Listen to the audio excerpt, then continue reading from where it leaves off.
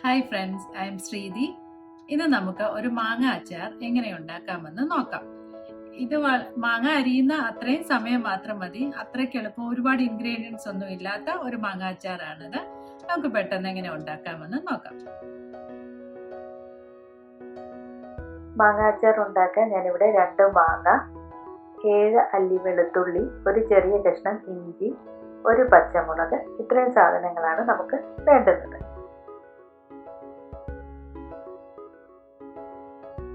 മാങ്ങ ചെറിയ കഷ്ണങ്ങളായി അരിഞ്ഞു വെച്ചിരിക്കുകയാണ്. മാങ്ങ, വെളുത്തുള്ളി, പച്ചമുളക്, ഇഞ്ചി, കറിവേപ്പില, മഞ്ഞൾപ്പൊടി, ഉപ്പ്, ഉലുവാപ്പൊടി, കടുക്, കാശ്മീരി ചില്ലി പൗഡർ, ഇത്രയും സാധനങ്ങളാണ് നമ്മളിത് ഉണ്ടാക്കാനായിട്ട് എടുക്കുന്നത്. ഇനി നമുക്ക് ഒരു പാൻ വെച്ച് അതിലേക്ക് കുറച്ച് നല്ലെണ്ണ അഥവാ എള്ളെണ്ണ ഒഴിച്ചു കൊടുക്കുക.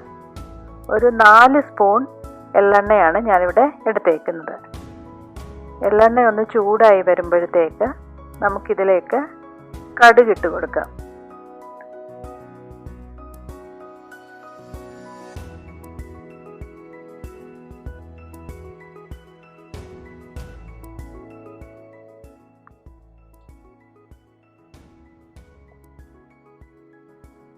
കടുകൊന്ന് പൊട്ടി വരുമ്പോഴത്തേക്ക് നമ്മൾ എടുത്തു വെച്ചിരിക്കുന്ന 1/2 സ്പൂൺ ഉലുവാപ്പൊടി ചേർത്ത് കൊടുക്കാം.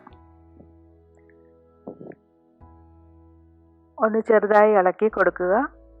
ഉലുവാപ്പൊടി ഒന്ന് മൂത്ത് വരുമ്പോഴത്തേക്ക്, ഒരുപാട് മൂക്കണ്ട, ജസ്റ്റ് ഒന്ന് മൂത്ത് വരുമ്പോഴത്തേക്ക് നമുക്ക് ബാക്കിയുള്ള സാധനങ്ങൾ ഓരോന്നായി ചേർത്ത് കൊടുക്കാം. ആദ്യമായി നമ്മൾ ചേർക്കുന്നത് ഇഞ്ചിയാണ്. ചെറുതായി നീളത്തിൽ അരിഞ്ഞു വെച്ചിരിക്കുന്ന ഇഞ്ചി ഇതിലേക്ക് ചേർത്ത് കൊടുക്കാം. അതിനുശേഷം നമ്മൾ ചേർത്ത് കൊടുക്കുന്നത് വെളുത്തുള്ളിയാണ്. വെളുത്തുള്ളിയും ഇഞ്ചിയും കൂടെ ചേർത്ത് കൊടുത്തതിന് ശേഷം ഒന്ന് നന്നായി ഇളക്കുക. ഒരുപാട് മൂത്ത് പോകരുത്, ജസ്റ്റ് അതിൻ്റെ ആ പച്ചമണം ഒന്ന് മാറുന്ന വരെ മാത്രമേ ഇളക്കാവൂ. അത് കഴിഞ്ഞതിന് ശേഷം നമുക്ക് ഓരോ പൊടികൾ ചേർത്ത് കൊടുക്കാം.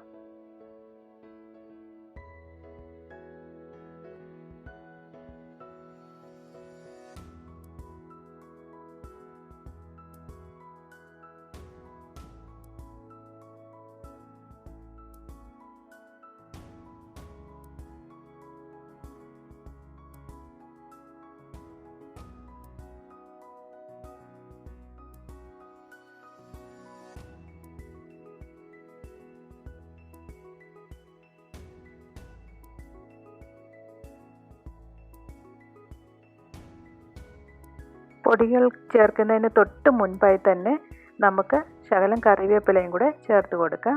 ഇതിന് ശേഷം നമ്മൾ ആദ്യമായി ചേർക്കുന്നത് മഞ്ഞൾപ്പൊടിയാണ്. 1/2 സ്പൂൺ മഞ്ഞൾപ്പൊടി ചേർത്ത് കൊടുക്കുക. 1/2 സ്പൂണോ 1/4 സ്പൂണോ, അത് ഓരോരുത്തരുടെ ഇഷ്ടം പോലെ.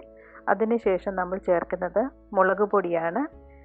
ഞാനിവിടെ എടുത്ത് വെച്ചിരിക്കുന്നത് 3 സ്പൂൺ മുളക് പൊടിയാണ്. 3 സ്പൂൺ മുളക് പൊടി ചേർത്ത് കൊടുക്കുക.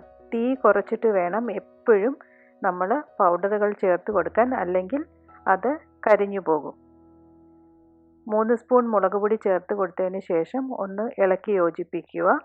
അതിനുശേഷം നമ്മൾ ഉപ്പ് ചേർത്ത് കൊടുക്കാം. ഞാനിവിടെ എടുത്തേക്കുന്നത് 2 സ്പൂൺ ഉപ്പാണ്.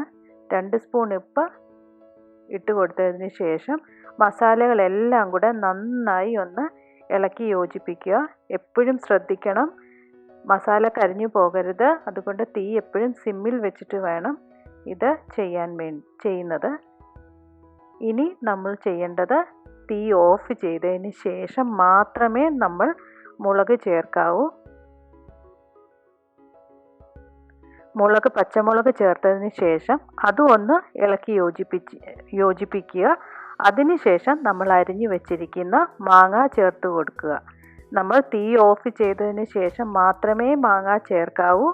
മാങ്ങ നമ്മളിട്ട് ഒരിക്കലും വേവിച്ചെടുക്കുകയല്ല നമുക്ക് വേണ്ടുന്നത്. അതുകൊണ്ട് തീ ഓഫ് ചെയ്തതിന് ശേഷം മാങ്ങ ഇട്ട് ഇളക്കി യോജിപ്പിക്കുക. നന്നായി മസാലയെല്ലാം മാങ്ങയിലേക്ക് മിക്സ് ചെയ്തെടുക്കുക. മിക്സ് ചെയ്തെടുത്തതിന് ശേഷം നമുക്ക് ആവശ്യമുള്ളവർക്കാണെങ്കിൽ വിനാഗിരി ഒഴിക്കാം. ഒരു ചെറിയ സ്പൂൺ വിനാഗിരി മാത്രമേ നമുക്കിതിന് ആവശ്യമുള്ളൂ. അതായത് മാങ്ങയുടെ പുളിപ്പ് അനുസരിച്ച് വേണം വിനാഗിരി ചേർക്കാൻ എപ്പോഴും. ഒരുപാട് പുളിയുള്ള മാങ്ങയാണെങ്കിൽ വിനാഗിരി ചേർക്കേണ്ട ആവശ്യമില്ല. ഞാനിവിടെ വിനാഗിരി ചേർക്കാതെയാണ് മാങ്ങ അച്ചാർ ഉണ്ടാക്കുന്നത്. ഇനി നമുക്ക് ഇത് ഒരു പാത്രത്തിലേക്ക് മാറ്റാം. നല്ല സ്വാദിഷ്ടമായ മാങ്ങ അച്ചാറാണിത്. എല്ലാവരും ട്രൈ ചെയ്ത് നോക്കണം. ചോറിൻ്റെ കൂടെയും കഞ്ഞിയുടെ കൂടെയും നമുക്ക് റൊട്ടിയുടെ കൂടെ വരെ വേണമെങ്കിൽ നമുക്ക് കഴിക്കാൻ പറ്റുന്ന അത്രയും ടേസ്റ്റി ആയ ഒരു മാങ്ങ അച്ചാറാണ്. എല്ലാവരും ട്രൈ ചെയ്ത് നോക്കണം.